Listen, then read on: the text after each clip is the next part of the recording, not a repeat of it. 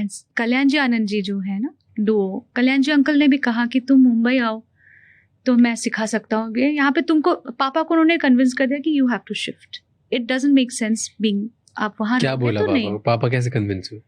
सी क्या होता है ना, आपने डिसीजन तो बना लिया, बट साथ कोई एक गुरु लायक आदमी अगर वो बात को दोहरा दे तो आपको कॉन्फिडेंस मिल जाता है. So he had made up his mind that I'm done here. We are not able to grow anymore. If there is a talent in this girl, she'll not be able to grow. If I want to do in something more, I won't be able to do. But it was more for me because by then I was already getting a lot of love. Okay.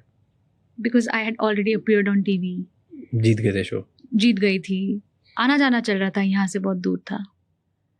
And एक कुछ gut feeling होती है कि नहीं, this is the right thing, right time to do it, वो कर लिया.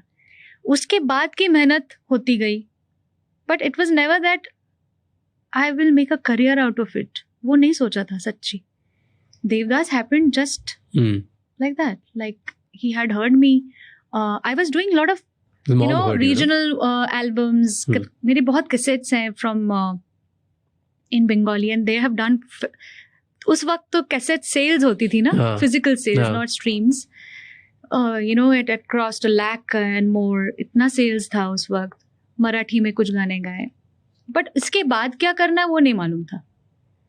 But Devdas happened from Bhansali sir, Sanjay ji calling the producer director of the show कि वो लड़की है, उसकी थोड़े से वेवी बाल हैं, पतली सी है, श से नाम है, नाम भी नहीं याद तो करते करते नाम याद आया. तो दिस इज हाउ.